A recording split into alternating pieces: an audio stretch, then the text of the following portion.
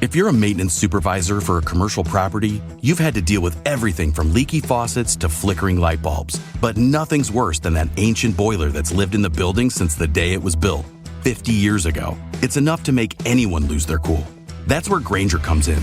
With industrial-grade products and dependable fast delivery, Grainger can help with any challenge, from worn-out components to everyday necessities. Call, click Grainger.com, or just stop by. Grainger, for the ones who get it done.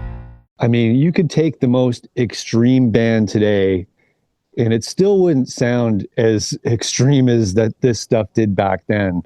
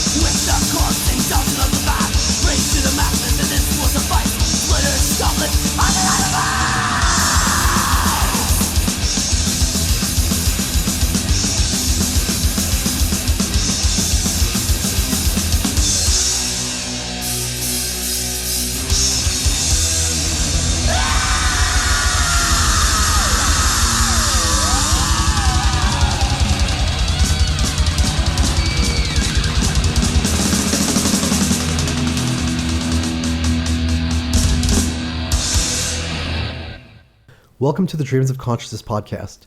If you'd be so kind, would you mind introducing yourself? Yeah, this is Rob Urbinati from Sacrifice. And Rob, how would you describe the music of Sacrifice? Oh, it's very aggressive thrash metal. I guess I describe us as around the more extreme end of thrash. And Rob, would it be fair to say that Sacrifice were one of the first Canadian thrash bands? Yeah, us, Razor, Voivod, Slaughter, a few others, yeah.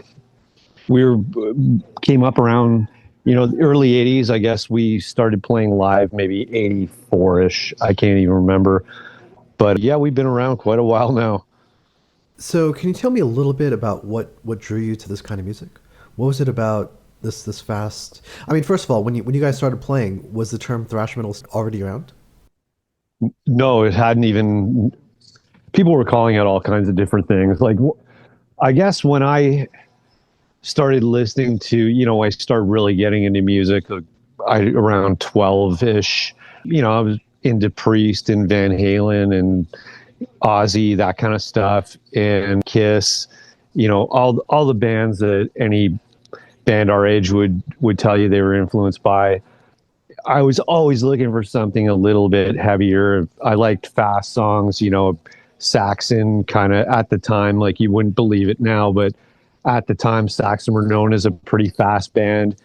And I think it was sometime around 82, I'd heard Anvil 666 and Accept Fast as a Shark. And that's what kind of started the whole thing. I think those two songs, maybe they were, a lot different than what was going on. And then Venom, all that eventually morphed into Slayer and Metallica and whoever else came along at the time. It sounds like what drew you to the music was the speed. That you really liked the speed. Basically, yeah. I think everybody at the time was looking for something a little harder, a little faster. And yeah, when all these bands like Metallica and Venom and stuff, Exciter started coming out, that even took it to another level. So the ball just kept rolling from there, I guess. So you mentioned a whole bunch of Canadian bands, Razor, Voivod, Exciter. Mm-hmm. Were you aware of what was going on in different parts of Canada? Oh, yeah. Like back then we were, everybody knows about the tape trading thing. Everybody would be sending each other demos. I remember when Heavy Metal Maniac came out by Exciter. I mean, I had no idea they were Canadian. I bought the record and I'm like, oh my God, they're from Ottawa. And, we were aware of all kinds of bands from all over the world at that time. But yeah, there was a lot of pretty heavy stuff coming out of Canada at the time. You mentioned you knew about stuff coming out from all over the world. Were you aware of what was going on with the German thrash scene? Oh, yeah. Because it sounds like Sacrifice really has a lot in common with like Sodom and Creator and bands like that. Yeah, see, I remember I think the first one was Destruction. I think out of all those bands, they're the first band to release an album. Yeah, and then the first Sodom EP came, and I guess Creator came after that. And I don't know if it was, I can't really say it was a huge influence to us. I think we might have been more of a case of having the same influences. Like we liked those bands and everything. I just don't know if we would have considered it an influence on our band. Sure. Were you always responsible for the songwriting? No, we used to write together. I mean, I'd write the bulk of the lyrics, especially on our first album. I think Scott wrote a bit. It was just easier for me, being the singer, to be able to write the lyrics and, phrase them how I wanted to. But yeah, we used to get into a room, write some riffs, get a tape recorder and record what we had, That was how you did it back then. I'm sure there was lots of times and lots of other bands from our era where you'd go to rehearsal and you'd write something and there was nothing to record it with, and by the next jam you remember parts of it, and you might have lost a really good song. But that's the way things were back then. Specific to putting together Sacrifice, I mean, you're hearing all this stuff like Accept and what was going on around you in Canada. What were your goals with Sacrifice? What did you guys want to do with this band? Well, I mean, when we started, our goal was to play like Larry's Hideaway, the dirty club downtown. That was about that was our ambition. And you have to think back then too. I mean, you could take the most extreme band today and it still wouldn't sound as extreme as this stuff did back then. I couldn't have imagined that Metallica would be this big. Or, Slayer could have, especially Slayer, when they came out, Show No Mercy, you couldn't believe how fast and, heavy it was back then. And you could never imagine that they would have got as big as they are today. So, I mean, your ambitions were kind of small, I guess, back then. I guess when we started playing live, we wanted to release a record, obviously, and play some of the bigger venues in the city. It didn't take long before we could do that. Sure. Well, was there already an audience for this kind of music when you guys were gigging?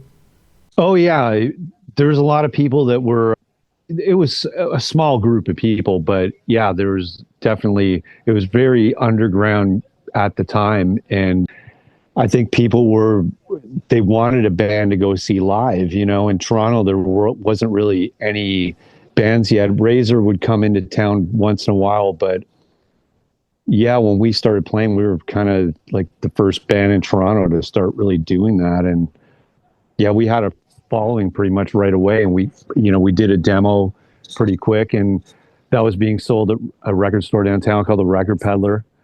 And we just took off from there. Everything went pretty quickly for us.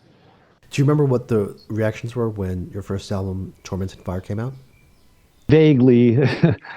It was pretty well received. I think at the time though, there was also, like, I guess, metal media that didn't understand what was going on, or, they were kind of threatened that this stuff was taking over. So, we didn't get, 100% great reviews or anything, but people that were into this music seemed to all like it. So we were lucky that way. You talked about tape trading. Some of the earliest, because I started listening to this stuff in the 90s, and when I first started hearing about bands like Sacrifice and Razor, it was through the Scandinavian bands who grew up on your music. It seemed like Scandinavia, Sweden and Norway is really where, like, Canadian thrash had a big following. Were you aware of some of what was happening overseas, so how you were influencing some of those bands? Yeah. Did any of those guys write to you? Not that I recall back then, but yeah, I'm aware that a lot of those bands were into that early wave of thrash, definitely, like, especially the more underground stuff. So when did you guys start gigging outside of Canada? Was it already on that first album? It's hard to remember now. I think, yeah, I'm pretty sure we did. Yeah, I guess the first album came out, I think we played a couple of shows in maybe Detroit and Chicago with COC. That was our first time playing in the US, and we were playing around Southern Ontario at the time. It was pretty hard for us in the beginning to find bands to play with, to tell you the truth. We just decided, we can play with these glam bands or whatever, or we can play with hardcore bands. So most of our shows back then we were playing with hardcore bands. I spoke with Away from Voivod a couple years ago, and I think he said something similar, where a lot of who they were playing with and a lot of their influences actually came from the hardcore punk scene, because they're into the more noisy stuff. Right, and it seemed to. It just went like it was easier for us to play with hardcore bands than it was to play with glam. Is like the audience just doesn't understand this. But if we were playing with a hardcore crowd, not everybody would be into it. But I mean, for the most part, yeah, then we were pretty accepted. It was weird back then because I remember Exciter actually playing at the concert hall here in Toronto, and band that we covered on the album, Direct Action, opened. And we were wondering how they would have been accepted at the metal, with the metal crowd. And it was about 75 into it, and 25 were yelling out, "Get off the stage," and that. So, yeah, it was a little bit, took a little while for the crowds to mix. Yeah. Then everything was good. Yeah. When the crossover era happened, were you guys seeing more mixed crowds? Were things were people getting a lot better? Sorry, more mixed what? More mixed crowds, like more like hardcore kids coming in? Oh yeah, absolutely. Yeah, definitely. I actually remember the Record Peddler downtown. I remember when Kill 'Em All first came out. Brian, that produced our first 3 records, he would tell us, like, there's more hardcore kids coming in buying the Metallica record than metal guys. Yeah, yeah.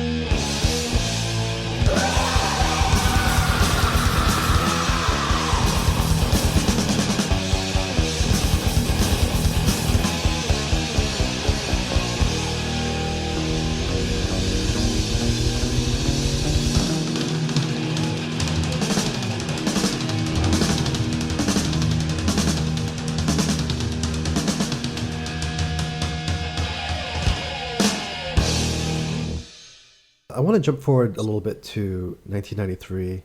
You guys put out Apocalypse Inside, which was your fourth album, right? Yes. And that came out on Metal Blade. Yes. What happens after the release of that album? Well, at the time, we could kind of feel thrash was sort of in decline.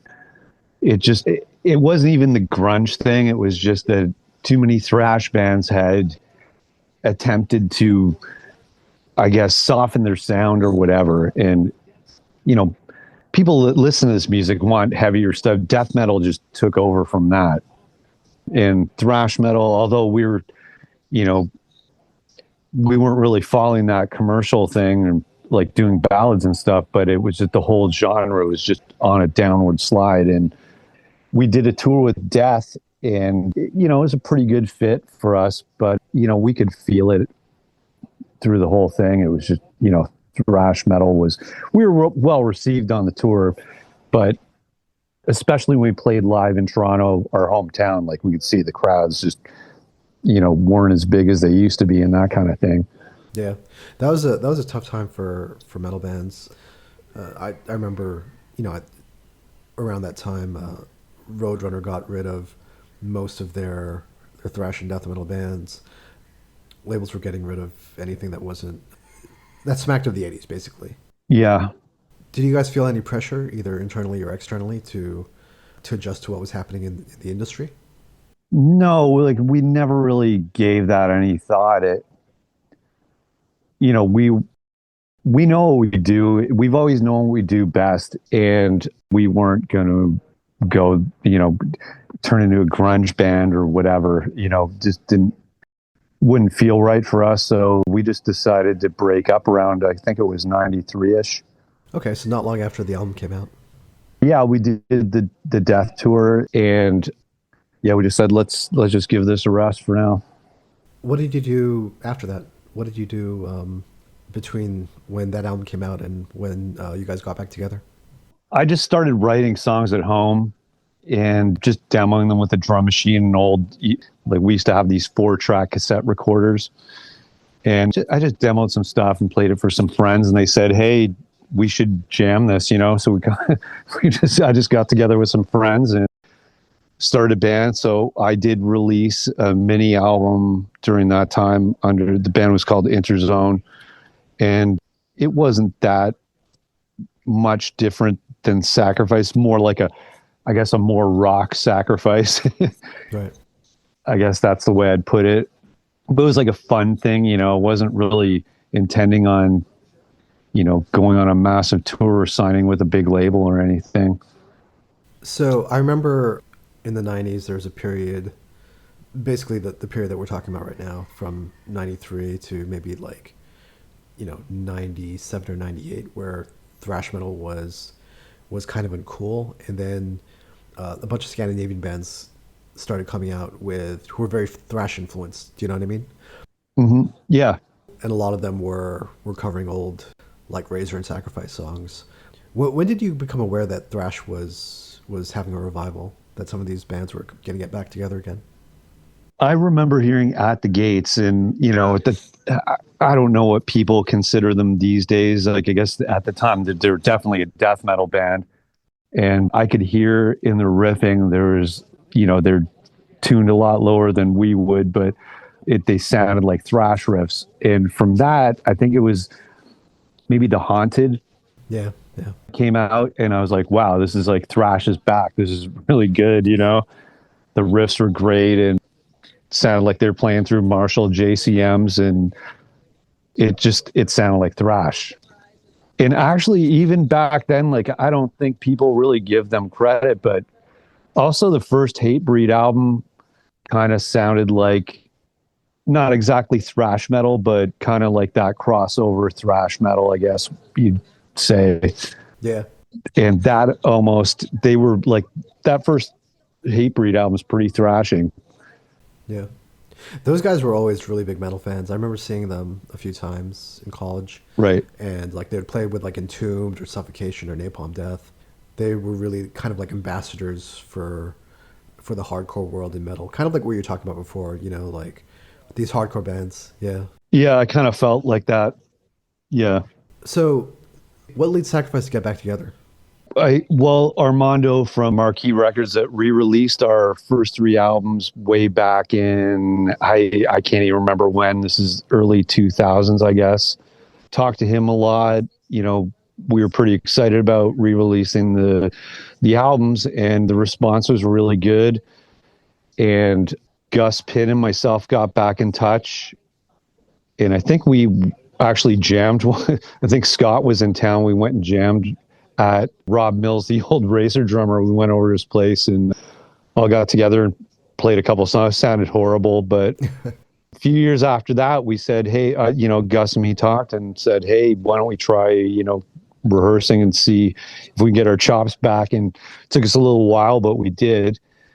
And from there, we just said, yeah, there's also a local promoter here that was asking us if we were ever interested in doing a reunion show, he'd definitely do it. So we did that. And after that reunion show, we just said, hey, let's try writing some stuff. And that turned into The Ones I Condemn. How did it feel to write again after almost 15 years? I've been writing the whole time. Right. Like, not necessarily for Sacrifice. Even today, like if I sit down, whatever comes out. Sometimes it's Sacrifice, sometimes it's not. But I've been writing the whole time. But, when we got serious about doing Sacrifice again, that was the focus. Yeah. Sacrifice has always been, I listened to your whole discography yesterday, and the band's always been pretty consistent with what you guys have done. Is it pretty easy for you to create riffs for Sacrifice? Yeah. Oh, yeah. It's totally easy to create riffs. The hard part is putting them in a memorable song. But yeah, riffs come no problem. Like I can sit down right now and I bang out a riff in 20 seconds. But yeah, the challenge is finding memorable ways to put a song together. That's the challenging part. It's it can be quite a puzzle sometimes. And yeah, that's the hard part. Are you still arranging songs as a group in the rehearsal space? Not really. It's kind of hard for us now because we live all over the place, but Gus and myself still live in the Toronto area. So we do rehearse, but usually what happens is I'll demo something, pass it by Gus. I'll keep it extremely basic because I want to hear Gus Pinn on it, not, my bad drum programming. So, we just go from there. We'll take it down to rehearsal and, shine it up a bit and make it sound human. Are you doing these demos on like a DAW, like Pro Tools? Well, Logic, yeah. I see. Okay. So, on the 21st of February, the sixth Sacrifice album, called Volume 6, will be released through Cursed Blessings Records. We spoke a little bit about what brought you guys back together and how the album, The Ones I Condemn, came together. Was it always a given that you guys were going to continue doing this after that? Well, I think we'd planned on playing live, We enjoy doing that, definitely. Putting a whole album together is like it's a lot of work, right? This isn't our main gig, we have regular lives like everybody else. We have jobs and families and stuff, and so yeah, it's a pretty big chunk of time to record an album. At the beginning, I think we thought around 2017, I had a couple of songs written. I think Comatose and Missile, and played it for the guys and they liked it. And I think the initial plan was to do maybe an EP. And then the pandemic, we'd actually been to rehearsal. We're getting the songs tight and everything. Then the pandemic hit and it was really difficult to rehearse back then. And I wasn't that creative at the time either. I've heard from other musicians, it just seemed like a really uncreative period. There was, you weren't really having any life experiences or anything. Right. Just kind of, sitting around at home doing nothing. But at some point, the songs started coming and yeah, it was like one after another, we're getting them tight in rehearsal and we said, yeah, let's do a whole album. When did you guys have enough songs for an album? It's kind of hard for me. Actually, the last song we wrote for the album was right before we went in the studio. So I think that was September of 2023. I guess a few months before that, maybe we said, yeah, let's book some studio time. What were your goals with this album? Did you want to just make a classic Sacrifice album? I don't think we really went into it with a goal in mind. We just said, yeah, let's write some songs and get in the studio. Yeah, I think it took till like I said, Comatose and Missile were done that we had a kind of a direction to go in that was like ultra aggressive, and yeah, it just flowed really easily after that. Like once that pandemic thing was over, then yeah, everything kind of fell into place. And the lineup on this album is the original Sacrifice lineup, right? Yes. How were you able to get all the original members back together? Well, we've been together now back together since 2006. So we've been playing, pretty much every year. We tend to play like 3-4 shows a year, not that many. But yeah, we've kept in touch the whole time. Like we've known each other since we were kids. So we know each other really well. Yeah. Is the familiarity of working with these guys, does it make it easier to put songs together? Because you guys must know, yeah. Oh yeah, absolutely. Like especially when I'm writing if I'm writing a drum part, like I have Gus in mind. I know how he plays. Yeah, like Joe, Scott, and myself, like we, know what kind of riffs we like. Basically been in the same band our whole lives, so we know how each other plays, and I guess that's the way the songs write themselves.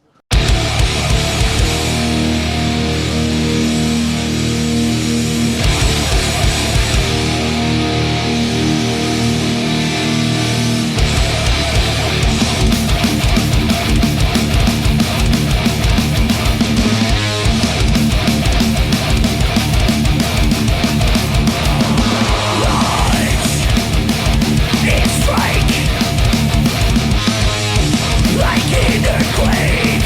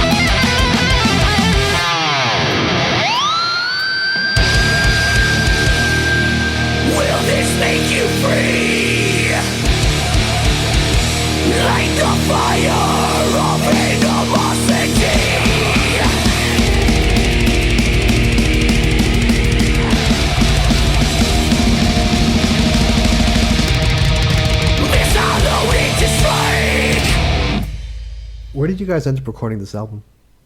Phase one in Scarborough, part of Toronto here.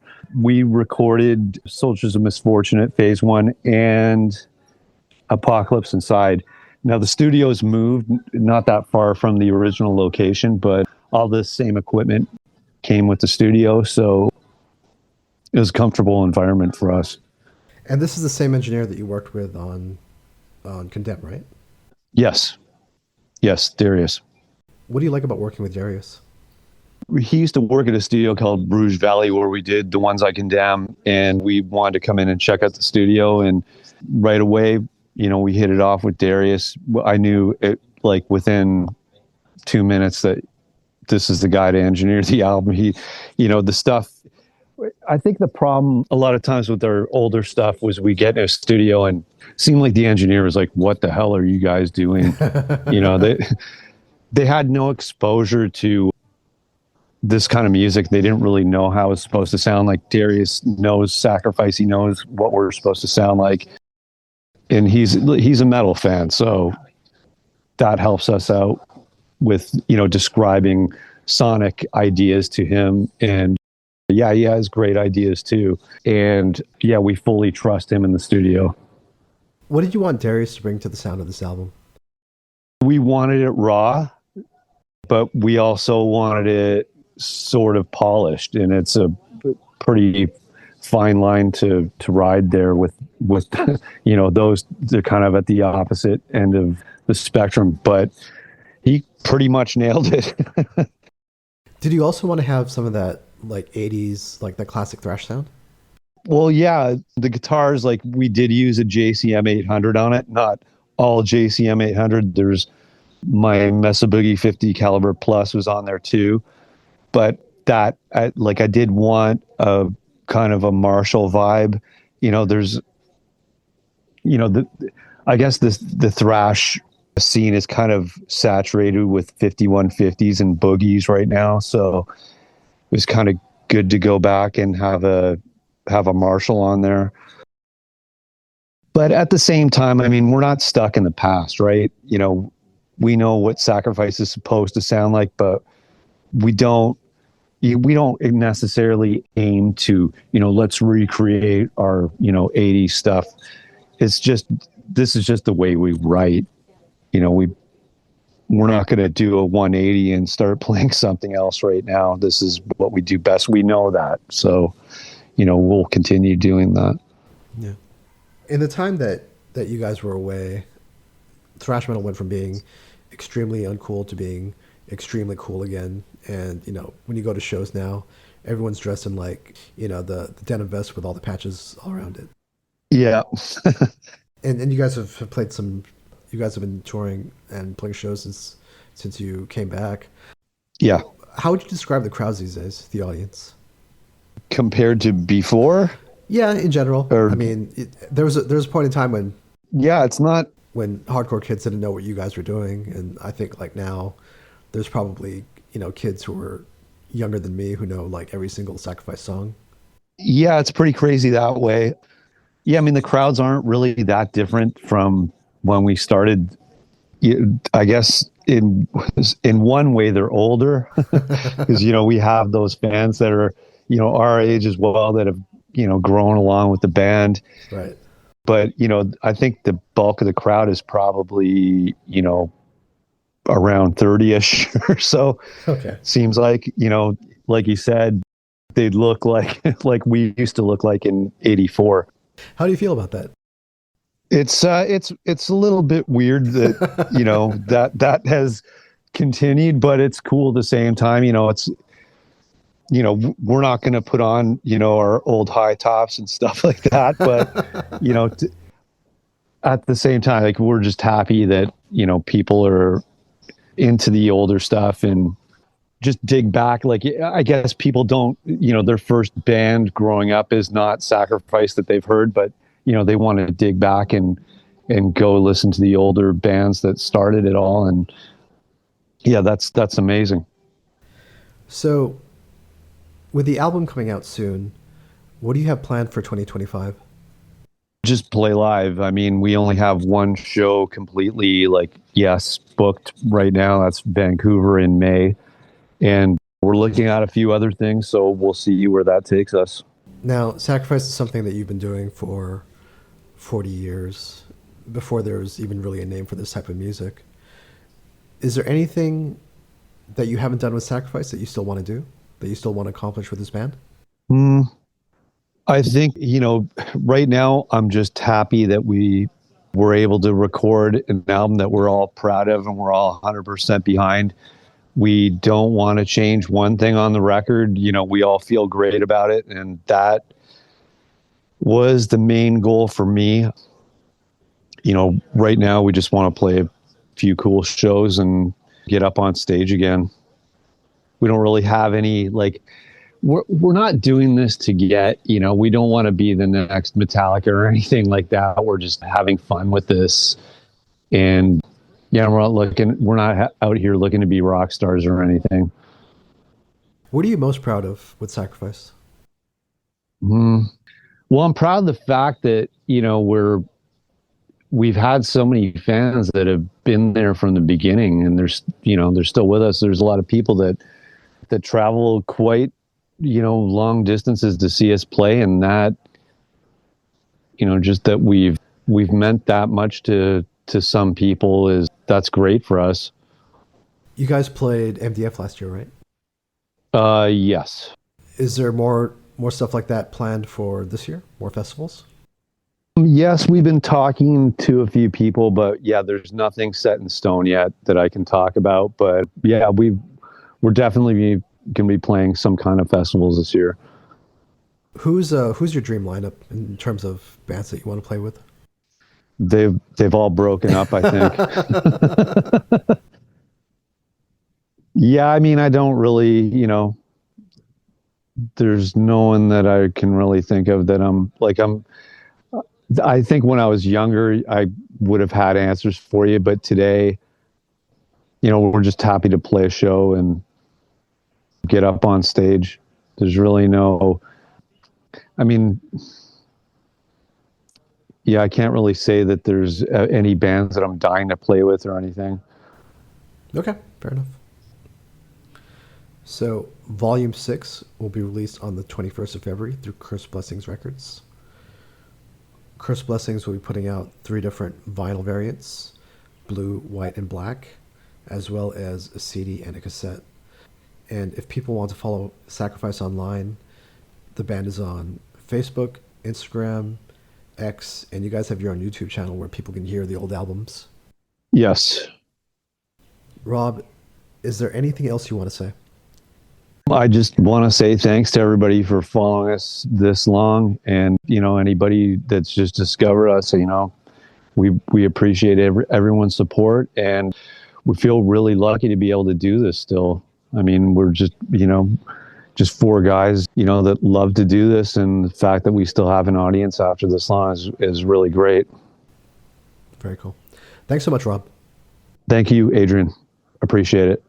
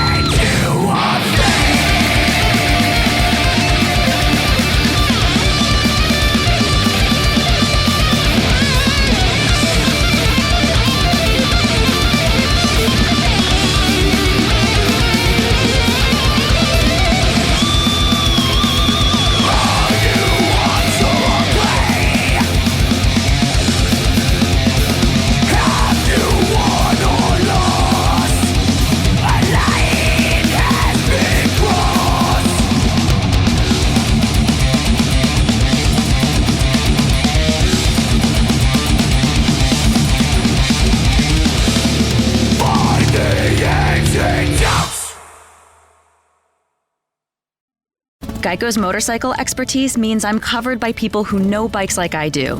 I'm happy as a clam. Disclaimer, no conclusive scientific research has shown clams can experience happiness. I just meant that I feel really good about my coverage. I mean, even if you took the clam out for the best day ever, visiting the zoo, taking a scenic ride, knowing you're insured by specialists, and sharing a strawberry ice cream cone together, the clam would not feel happy, and your strawberry cone would taste sort of clammy. Ew. Geico's motorcycle specialists who know bikes like you do assume no liability for clammy ice cream cones. Geico. Expertise for your motorcycle.